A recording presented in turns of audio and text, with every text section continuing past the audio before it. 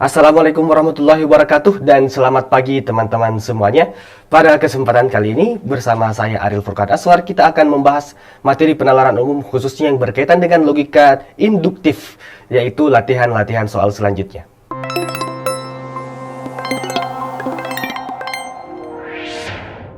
Oke, silahkan dibaca dulu bacaannya karena ini bacaan yang cukup panjang juga ya. Bacaan yang cukup panjang karena rata-rata memang soal induktif bacaannya lumayan-lumayan juga ya. Ada bacaan yang mencakup satu paragraf biasanya. Tapi paling panjang itu berupa satu paragraf. Jadi silahkan dibaca saja dulu bacaannya selama 1 menit. Silahkan dipahami baik-baik bacaannya. Kemudian nanti saya akan berikan soalnya ya. Saya akan perlihatkan soalnya pada slide selanjutnya. Oke, jadi ada katanya greenflation ya, atau inflasi hijau yang merupakan kenaikan harga bahan pokok akibat adanya transisi ke arah energi hijau. Greenflation adalah masalah yang timbul dari segi ekonomi akibat adanya perubahan energi menjadi lebih terbarukan. Isabel Schnabel, wow, susah disebut namanya, menyatakan bahwa untuk mendukung aksi terhadap perubahan iklim bisa berarti harga bahan bakar fosil akan terus meningkat bahkan menyentuh harga tertinggi jika seluruh bangsa berkomitmen terhadap perjanjian iklim Paris. Di sisi lain, Arthur Okun dalam bukunya itu Equality and Efficiency: The Big Trade-off menyatakan bahwa kenaikan harga ini menimbulkan masalah, di mana ketika memprioritaskan pertumbuhan, kesenjangan akan meningkat, sedangkan ketika menurunkan angka inflasi, maka pengangguran akan meningkat. Oke, jadi ini adalah bacaannya, mungkin bisa difoto saja bacaannya dulu, atau mungkin di screenshot bacaannya, sebelum kita pindah ke soalnya.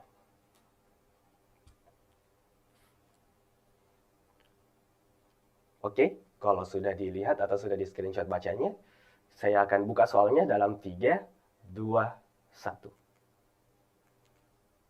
Oke, silahkan.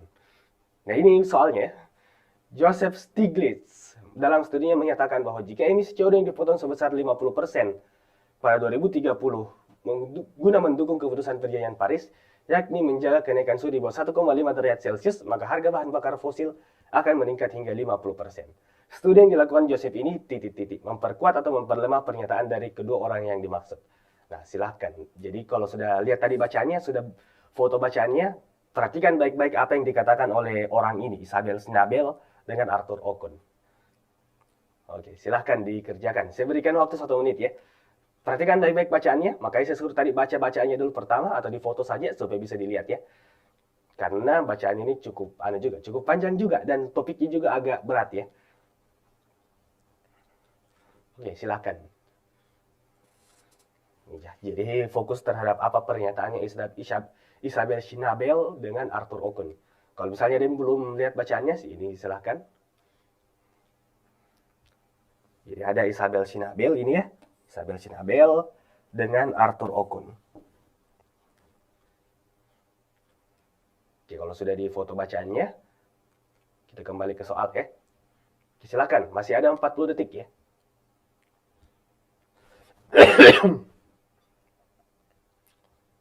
Oke, perhatikan baik-baik apa yang dibahas oleh Isabel Schnabel dan apa yang dibahas oleh Arthur Okun. Apakah pernyataannya Joseph Stiglitz ini relevan dengan dua pernyataan tersebut atau tidak? Atau kalau misalnya dia relevan, apakah dia memperkuat atau memperlemah pernyataan dari kedua orang tersebut? Oke, 10 detik lagi.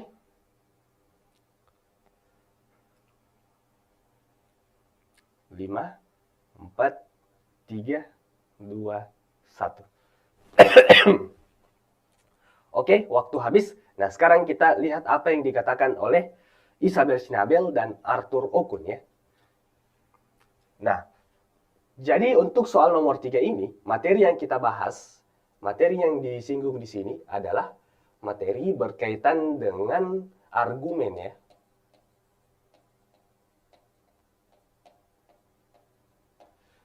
Nah, jadi kita membahas tentang argumen di sini. Karena ada argumen yang dikemukakan tadi oleh Isabel dan ada argumen yang dikemukakan oleh Arthur. Nah, sekarang apa argumennya Isabel? Isabel menyatakan, jadi Isabel saya lambangkan dengan huruf I saja, menyatakan bahwa untuk mendukung aksi terhadap perubahan iklim bisa berarti harga bahan bakar fosil akan terus meningkat, bahkan menyentuh harga tertinggi jika seluruh bangsa berkomitmen terhadap perjanjian iklim Paris. Nah, jadi katanya kalau iklim itu mendukung perubahan iklim akan disertai kenaikan harga ya.